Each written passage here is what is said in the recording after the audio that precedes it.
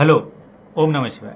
तो आज मैं आप लोगों से बात करूंगा, वैसे आप थंबनेल से समझ ही गए होंगे कि वुमेन स्पेशल, यानी कि आपको मैं थोड़ा आइडेंटिफाई करने में सहायता करूंगा। एक तरीके से आप अपने खुद के चार्ट से समझ सकते हो कि आपका हस्बैंड कैसा हो सकता है, क्या कैरेक्टरिस्टिक्स हो सकते हैं। थोड़ा आपको मोटा मोटा आइडिया मिल जाएगा। ऑब्वियसली जब इसमें कंजंक्शंस आते हैं, इसमें एक तरीके के आप कह सकते हो कि एस्पेक्ट आते हैं, वो भी एक डीप रीडिंग होता है। ऑब्वियसली आप नहीं समझ सके तो आपको एक कंसल्ट करना ज़्यादा बेटर होता है। बट थोड़ा आज मैं चार्ट रीडिंग के थ्रू आप लोग को बताने की कोशिश करूँगा। तो आज कुछ चार्ट्स बताऊँगा और ये एक सीरीज़ जैसा ही चलेगा। मतलब आई थिंक 3-4 एपिसोड इसके बन सकते हैं, क्योंकि एक साथ सब अगर बता दूंगा एक ही वीडियोस में तो बहुत ज़्यादा आपको लेने में वो थोड़ा भारी पड़ जाएगा। तो आज मैं तीन जो कि चार्ट रीडिंग करूंगा और आपको थोड़ा एनालाइज कैसे करना है वो बताऊंगा। दूसरी चीज़ है कि यहाँ पे मैं नक्षत्र को भी लूँगा, क्योंकि देखिए सिर्फ प्लानिटरी प्लेसमेंट से आप लोग कभी समझ नहीं पाओगे, या आप एकदम से डिकोड नहीं कर पाओगे कि क्या आपको देखने मिलेगा। बेसिकली देखने मिलेगा इन द सेंस कि आपको एक पूरा अंडरस्टैंडिंग नहीं होगा। इसके लिए तीन चीज़ों का हम यूज़ करेंगे, जो कि है नक्षत्र को भी, नवांश को भी और सेवन्थ हाउस के लॉर्ड को भी। तो देखिए जो सेवन्थ हाउस का लॉर्ड होता है वो हमारा पार्टनर होता है, सेवन्थ हाउस आपका मैरिज होता है। तो इतना आप समझ सकते हो। तो आज वुमेन्स के बारे में हो कि किस तरीके से अपने हस्बैंड को डिकोड कर सकते हैं करके, तो चार्ट रीडिंग के ऊपर मैं आपको समझाऊँगा। तो देखो आपके सामने पहला चार्ट आ गया होगा, जहाँ पे देखिए राहु असेंडेंट में बैठा हुआ है। और अब सेवन्थ हाउस को देख लेते हैं। तो सेवन्थ हाउस में क्या हो रहा है, देखिए मार्स और केतु कंजंक्शन हो रहा है। ओके, तो यहाँ पे हम क्या देखेंगे कि ओके, मैरिज में थोड़ी गर्मा गर्मी हो सकती है। अब काफ़ी लोग ये बोलेंगे कि ये जो प्लेसमेंट है राहु और केतु का, क्या ये कहीं ना कहीं संन्यास योग बना रहा है कि नहीं करके। तो संन्यास योग यहाँ पे नहीं बना रहा है, क्योंकि देखिए मैंने काफ़ी टाइम पे बोला है, केतु सेवन्थ हाउस में जब आपको लगता है ना कि अब मैं मैरिज नहीं करूँगी, उस टाइम पे ही सडन मैरिज लेके आता है करके। तो वही मैं इस चार्ट में थोड़ा बहुत आपको समझाने की भी कोशिश करूँगा। अब देखिए जो मैरिज का जो कि भाग्य होता है, जैसे कि 9th हाउस होता है, तो वहाँ पे क्या है, सन, मर्कुरियन, वीनस है।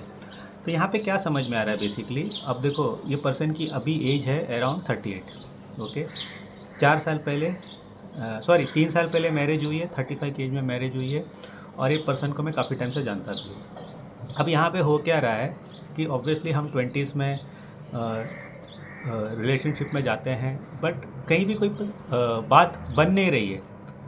अब ऐसे कुंडली देखोगे तो आपको क्या यहाँ पे समझ में आएगा। पहले तो देखो सेवन्थ हाउस का लॉर्ड क्या है, सेवन्थ हाउस का लॉर्ड शुक्र है, सेवन्थ हाउस का Lord connection with second house, शुक्र है, सेकंड हाउस से रिलेशन बना रहा है।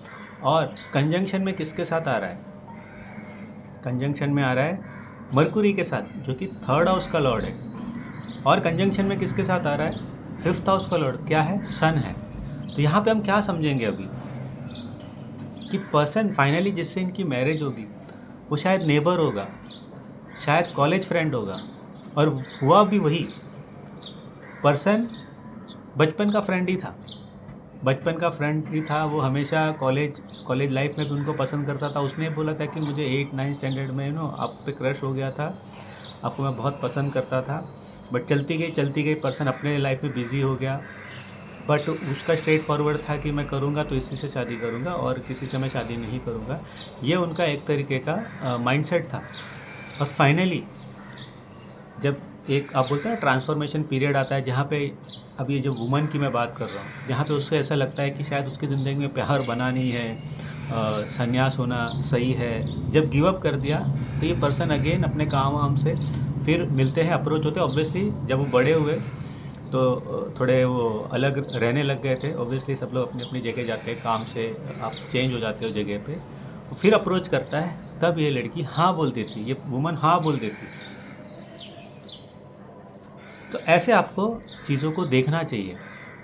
अब यहाँ पे हो क्या रहा है, अब आप ठीक है, अब इसमें आपको यहाँ पे इंडिकेशंस क्या मिले जब ऐसा हो रहा है, सेकंड हाउस का लॉर्ड, थर्ड हाउस का लॉर्ड, फिफ्थ हाउस का लॉर्ड, कि हो सकता है पास से ही कोई पर्सन आए, या नेबर, या तो फिर काफ़ी टाइम पे आपके स्कूल का फ्रेंड या फ्रेंड, वैसे आप उसके आपका रिलेशन होना चाहिए। अब ये सारे कंजंक्शन 9th हाउस में हो रहे थे, तो कहीं ना कहीं आप इसको कह सकते थे कि मोर प्रॉम्प्टली कि हाँ, ऐसा ही कोई पर्सन होगा जिससे शादी हो रही है। अब प्रोफेशन को भी समझना है, पर्सन के रियल कैरेक्टर को भी समझना है। तो जो शुक्र है वो सैजिटेरियस साइन के पूर्वाषाढ़ा नक्षत्र में आ रहा है, जो कि अगेन वीनस का साइन है। वीनस का साइन है तो प्रोफेशन क्या है, फाइनेंशियल फील्ड से रिलेटेड। ऑब्वियसली शुक्र आपका जो कि सेकंड हाउस का भी लॉर्ड है और कंजंक्ट विथ मर्क्यूरी है। तो ऐसे फाइनेंशियल फील्ड में जहाँ पे मनी ट्रांजैक्शन होते हैं। अब अगर हम इसके आप कह लो नौमांश में चले जाए, नौमांश में क्या हो रहा है, जो 7th हाउस का आपका जो लॉर्ड है वो again moon Jupiter Venus conjunct हो रहा है आपके सेकेंड हाउस में। तो ये और पुख्ता हो जाता है कि फाइनेंशियल फील्ड से ही होगा। अब उसने एक्सपांशन शुरू कर दिया है। क्या एक्सपांशन शुरू किया है, क्लोथिंग इंडस्ट्री में चला गया। तो इस तरीके से आपको एक इंडिकेशन मिल जाता है, ओके पार्टनर यहीं से कुछ करेगा। फूड इंडस्ट्री में चला गया है, उसने होटल खोला है उसने अभी। तो ऐसे आपको चीज़ों को पकड़ना पड़ता है, ओके ये चीज़ें हो सकती है करके। अब ये सारी चीज़ें ठीक है, बट हमें वो भी तो देखना है ना कि मार्स और केतु कंजंक्शन जो 7th हाउस में है, मार्स और केतु कंजंक्शन क्या है, sudden mood swing marital relation में, तो वहाँ पे डोमेस्टिक अब्यूज़ भी होता है, बट उसके बाद बहुत अच्छा प्यार भी हो जाता है, फिर डोमेस्टिक अब्यूज़ होता है। तो ये वाली सारी चीज़ें चलती है। आप सोचो, क्योंकि उस वुमन को तो भुगतना है, तो बेस्ट ऑफ द फ्रेंड जो आजीवन उसके लिए वेट किया, आजीवन ही उसने वेट कर दिया ना कि भाई मैं करूँगा तो इसी से करूँगा, उस पर्सन का डेडिकेशन। बट वुमन के चार्ट में ये है कि मार्स केतु है, तो कहीं ना कहीं पीड़ा वो सहेगी इन मैरिड लाइफ, तो पीड़ा सह रही है, बट वहीं पे उसको सब कुछ मिल भी रहा है। तो इस तरीके से अगर आप मैरिड लाइफ को देखोगे, अब अगेन 4th हाउस में सैटर्न है, एक्सॉल्टेड हो गया है। दैट मीन्स मैरिड लाइफ में बहुत ज़्यादा ग्रोथ है, उसे किसी चीज़ के बारे में सोचना नहीं पड़ता, बस उसको चुटकी बजाना है, उसका काम हो जाता है। क्योंकि हस्बैंड एक पावरफुल आदमी है, 7th हाउस स्ट्रांग होता जा रहा है हर जगह पे, एक्सपांड होता जा रहा है हर जगह पे। बट ऑब्वियसली अब प्लेसमेंट ऑफ 7th हाउस का ऐसा है, मार्स और केतु है, तो वहाँ पे टेम्परामेंट का प्रोसेस चलता रहता है, हार्ड टेम्परामेंट का प्रोसेस चलता रहता है, तो वहाँ पे ये चीज़ें हो रही हैं। तो होपफुली आपको समझ में आ गया होगा किस तरीके से देखना है। अब और एक चार्ट को लेते हैं और एक चार्ट को समझते हैं। तो ये एक मिक्स चार्ट था, मतलब mix chart in the sense ये था कि आपको ईजी वे में समझने के लिए कि किस तरीके से प्लैनेट्स नक्षत्र काम करते हैं। ओके, अब इसमें और एक चीज़ मैं आपको बता देता हूँ, ठीक है। दूसरे इसमें जाते हैं, हम दूसरे चार्ट पे जाते हैं, इसमें इतना ही था, दूसरे एक चार्ट में जाते हैं।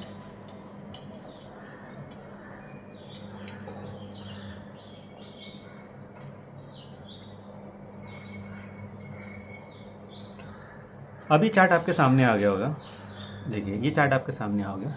सन असेंडेंट में है, मार्स अगेन 7th हाउस में है। अब यहाँ पे हस्बैंड को अगेन डिकोड करना है, तो हस्बैंड को हम कैसे डिकोड कर रहे हैं, हस्बैंड को हम इस तरीके से डिकोड कर रहे हैं कि 7th हाउस का लॉर्ड जो कि क्या है, जुपिटर है, और जुपिटर अगेन 9th हाउस में जाके बैठा है टॉरस साइन में। अब देखो, हम जब हमेशा कहते हैं कि त्रिकोण में अगर गुरु आ जाए ना तो लाइफ फॉर्चुनेट होती है, तो इस वुमन के लाइफ में बहुत सारी चीज़ें फॉर्चुनेट है, मतलब कि उसे कभी पैसे के बारे में सोचना नहीं पड़ता, उसका सिबलिंग्स के साथ बहुत अच्छे रिलेशन है, बहुत अच्छी मदर है उनकी, थोड़ी डिसिप्लिन्ड है बट अच्छी मदर है उनकी काफ़ी ज़्यादा, फादर बहुत अच्छे हैं, भाई अगेन सिबलिंग्स बहुत अच्छा कर रहे हैं, फॉरेन कंट्रीज़ में रह रहे, मतलब उनको ऐसा कुछ सोचने की ज़रूरत नहीं, जहाँ काम करते हैं वहाँ उनकी बहुत इज्जत है, सारा कुछ है। अब मैं इनकी एक स्टोरी सुनाता हूँ आपको। जब ये मेरे पास कंसल्ट करने आए थे 2020 में, तो मैंने इनको बोला था, तो इनकी मैरिज नहीं हो रही थी, और ये भी अभी 38 की एज के हैं, तो इनकी अगेन 35-36 में इनकी मैरिज होती है, आई थिंक 36 में होती है मैरिज। तो ये जब 35 के होने वाले थे। तो ये मेरे को बोल रहे थे कि मैरिज नहीं हो रही है, बहुत कुछ देखा। तो मैंने बोला अभी जस्ट आपका जुपिटर की महादशा शुरू होने वाली है, और जुपिटर जो कि एक्वेरियस में कैप्रिकॉर्न में ट्रांजिट कर रहा था, कैप्रिकॉर्न राशि में ट्रांजिट करने वाला था। भले ही कैप्रिकॉर्न इसमें जाके वो डिबिलिटेटेड होने वाला था, बट कोर क्या था जुपिटर का कि वो मून के ऊपर ट्रांजिट करेगा और एस्पेक्ट करेगा वीनस को। तो मैंने उनको बोला था आपके शादी के बहुत स्ट्रांग योग बनेंगे, और तो वो बहुत खुश हो गए थे कि चलो ठीक है, अच्छी बात है। तो मैंने उनको यही बोला था कि जब भी आप कोई लड़के को देखो ना, कोई लड़के का आपको रिश्ता है, एक बार मुझे सिर्फ कुंडली दिखा देना, एक बार मुझे कुंडली दिखा देना करके। वो मैंने क्यों बोला था मैं आपको उसका रीज़न देता हूँ। आप उनके नवमांश को मैं अभी ओपन करता हूँ, देखो नवमांश आ गया होगा आपको। नवमांश में क्या हो रहा है, 7th हाउस का लॉर्ड 6th हाउस में चला गया, क्या है, मंगल है। यहाँ पे मैंने क्यों बोला, जुपिटर देखो, सैटर्न डिबिलिटेटेड सैटर्न के साथ जुपिटर है। देखिए मैंने हमेशा कहा है जुपिटर ना मुझे 7th हाउस में पसंद है, ना मुझे जुपिटर मेरे जो कि मुझे कभी भी 12th हाउस में जुपिटर नहीं पसंद आया, वो भी डिबिलिटेटेड सैटर्न के साथ। भी डिबिलिटेटेड सैटर्न का जुपिटर इनकी लाइफ में क्या होता है वो मैं आपको बताऊंगा। अभी इनकी लाइफ की प्रोसेस कैसे चल रहे हैं। अब हस्बैंड को डिकोड करना है ना, जुपिटर को देखो आप, जो 7th हाउस का लॉर्ड है वो है इनके रोहिणी नक्षत्र में, ठीक है, शुक्र के नक्षत्र में, शुक्र के हाउस में, सॉरी, रोहिणी मून का नक्षत्र होता है, मून के नक्षत्र में, और शुक्र के ज़ोडिएक साइन में।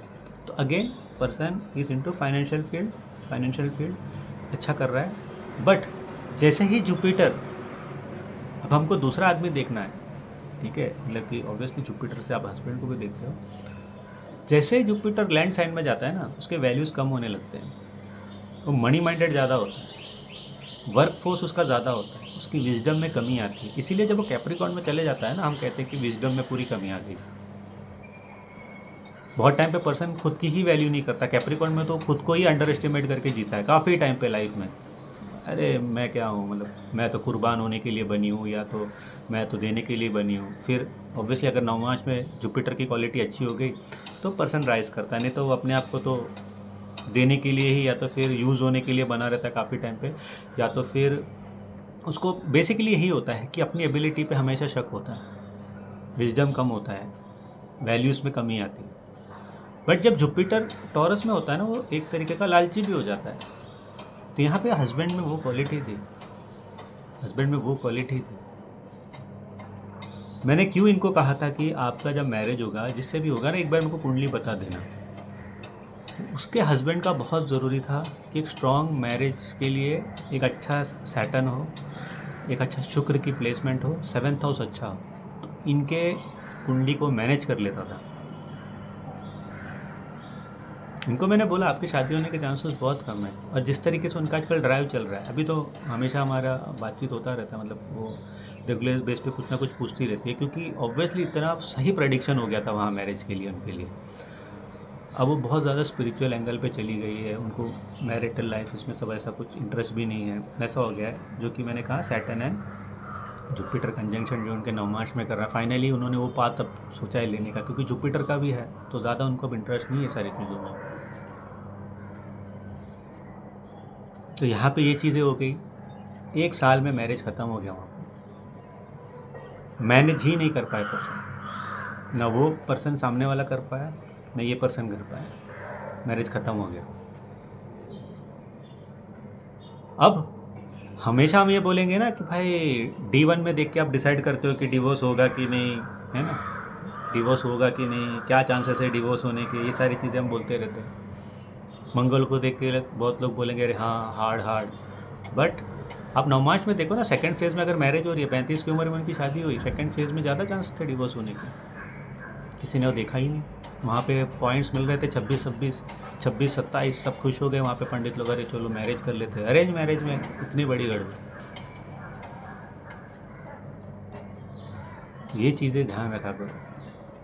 अब ये कुंडली आप देख लो, कैप्रिकॉर्न एसेंडेंट, मून, आपका Venus and sun in the 7th house, okay, और Jupiter in the 5th house, again woman का चार्ट है।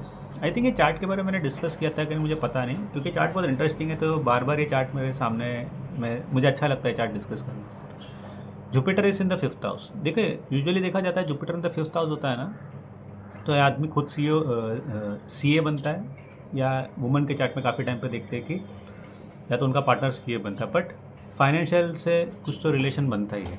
अब यहाँ पे क्यों बन रहा है बताता हूँ मैं। अब जैसे देखिए, थोड़ा मैं बैकग्राउंड देता हूँ। इनका जुपिटर जब 8th हाउस में चला गया, 8th हाउस में चला गया, जो कि हम कहते हैं हस्बैंड को शो करता है। उसके पहले हम 7th हाउस का लॉर्ड जान लेते हैं कि जो कि 7th हाउस में बैठा हुआ है, जो कि है मून। अब मून के आजू बाजू देखिए हो क्या रहा है, सन एंड वीनस। तो हमको क्या समझना है यहाँ पे, तो इनके लाइफ में ऐसी चीज़ें हो रही थी कि इनका एक रिलेशन था जो चला गया, उसके बाद जो करंट रिलेशन था उनका वो एम्बिशियस था, बट वो रिलेशन जो था उसमें और कुछ था नहीं। कहने का मतलब कि पर्सन कुछ बना नहीं है, पर्सन आप कह सकते हो एक तरीके से अभी तक प्रूफ नहीं किया है, ऐसा कुछ नहीं था। बट हो क्या रहा था, जब वो इनसे रिलेशन बनाते हैं तो पास्ट वाला रिलेशन आता है। मून पे प्रेशर हो रहा है, सन एंड वीनस, आप समझ रहे हो, मून पे प्रेशर हो रहा है। सन आत्मा कारक है इनकी कुंडली में, एंड वीनस ऑब्वियसली अब है यहाँ पे। तो मून, जब भी मून एंड वीनस कंजंक्ट होते हैं ना, तो माइंड पे एक प्रेशर होता है, इनसिक्योरिटी होती है। तो आत्मा कारक बोल रहा था पास्ट वाला जो है ना वो सक्सेसफुल है, सॉरी वीनस बोल रहा था पास्ट वाला जो है ना वो सक्सेसफुल है, दिल बोल रहा था। बट दिमाग बोल रहा था कि सामने वाला ज़्यादा जेन्युइन है, प्रेजेंट वाला ज़्यादा जेन्युइन है। तो वो डिसाइड करते हैं, मतलब ओपनली डिसाइड करते हैं कि जो जेन्युइन है उसके साथ ही मैं रिस्क ले सकती हूँ करके, क्योंकि वो खुद भी अपने पैरों पे खड़े थे।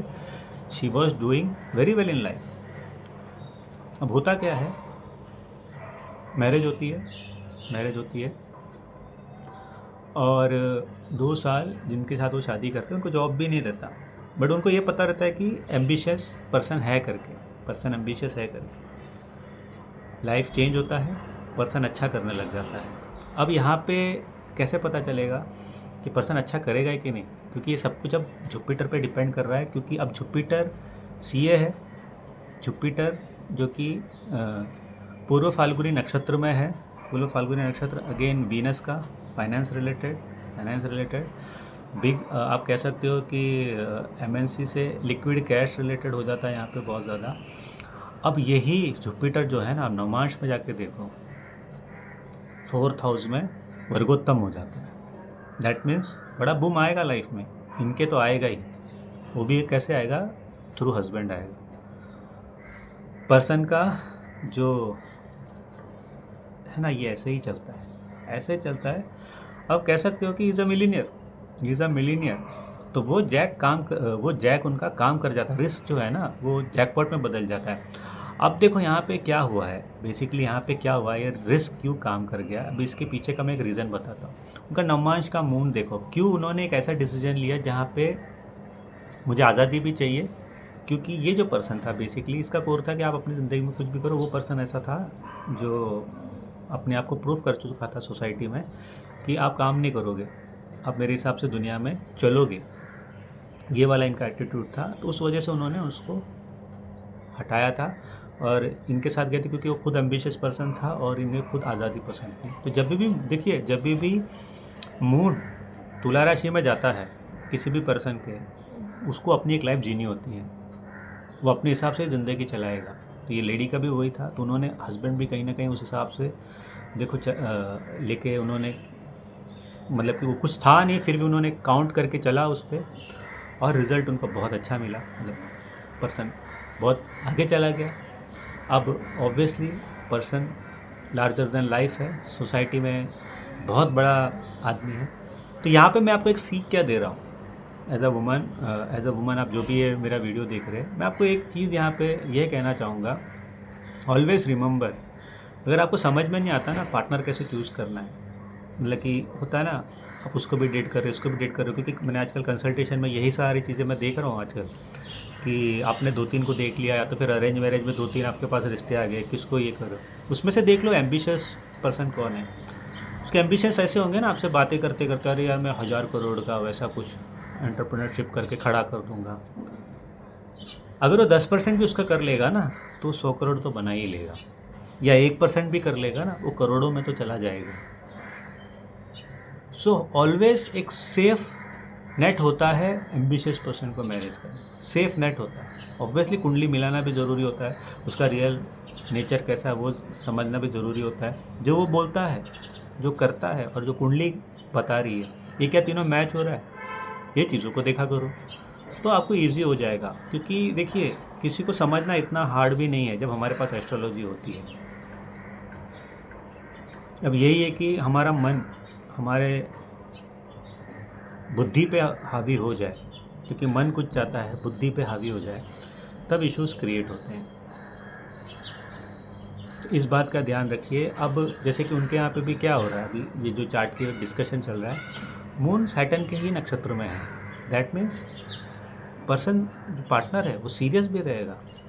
एंड पुष्य नक्षत्र में मून है, दैट मीन्स भाग्य तो है। हम कहते हैं ना कि जो पुष्य में बॉर्न होता है वो सबसे गॉड ज़्यादा कोई नक्षत्र वाले को प्यार करता था, वो पुष्य नक्षत्र वाले को प्यार करता। ऑब्वियसली इसकी स्टोरीज भी है, कभी नक्षत्र डिस्कशन में ये मैं बोलूँगा। तो ऐसे होता है। तो होपफुली, अगर हाँ, यहाँ पे प्रॉब्लम ये आ सकती थी अगर जुपिटर वर्गोत्तम नहीं होता।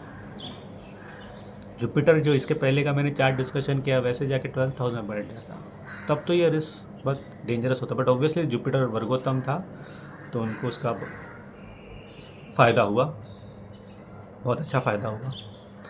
और इस तरीके से आप देख सकते हो कि आपके एक पार्टनर को कैसे देख सकते हो। और ये कुंडली में और एक चीज़ है कि केतु जो कि 9th हाउस में है। तो इन्होंने मुझे बोला था कि जब बहुत ही यंग थे तो बहुत लोगों ने बोला था कि इस लड़की की शादी नहीं होगी, क्योंकि इसके 9वें घर में केतु बैठ गया है, और उनकी शादी तो 26 की एज में हो गई थी। और आज ये लेडी काफ़ी एजेड है। तो मैं इसीलिए कहता हूँ कि केतु के प्लेसमेंट से या कोई प्लानिटरी प्लेसमेंट से आपकी ज़िंदगी का ये तय नहीं हो जाता कि भाई ये नहीं होगा, क्योंकि ट्रांजिट, महादशा, ये सब चीज़ें काउंट करनी होती है। क्योंकि हम सब भगवान के बच्चे हैं, हम सबको एक चीज़ें मिली हुई है कि जो हम भोग सकते हैं, बट वो हमारे ऊपर रहता है, हमें भोगना है कि नहीं भोगना है। हमारा लाइफ सिचुएशन डिसाइड करता है कि वो भोगना है कि नहीं भोगना। तो होपफुली आपको ये वीडियो अच्छा लगा होगा। अगर अच्छा लगा तो मुझे ज़रूर बताइए, तो मैं इस पर और वीडियोस बनाऊंगा जब प्लैनेट्स दूसरे नक्षत्र में चले जाएंगे। और ऐसे इंटरेस्टिंग और मैं चार्ट बना सकता हूँ, तो उसमें मुझे इस वीडियो के सक्सेस के ऊपर मैं वीडियो बनाऊंगा। अगर आप लोगों को नहीं अच्छा लगा, उतना मज़ा नहीं आया, तो मुझे बोल सकते हैं, तो फिर मैं आगे नहीं बनाऊंगा वीडियो इस टॉपिक पे। बट मुझे लगता है अच्छा लगेगा ये टॉपिक आपको ज़्यादा, तो मैं ज़रूर आज के कमेंट एंड लाइक के ऊपर ही आगे करूँगा। क्योंकि ऐसा कोई बनाने का मतलब नहीं जहाँ पे आपको इंटरेस्ट ना हो और मैं फालतू का आके इधर बातें करूँ। और कंसल्ट करना तो देखिए व्हाट्सअप नंबर तो है ही, आप वहाँ जाके मुझसे कंसल्ट कैसे करना है पूछ सकते हो। तब तक के लिए मुझे इजाज़त दीजिए, बाय।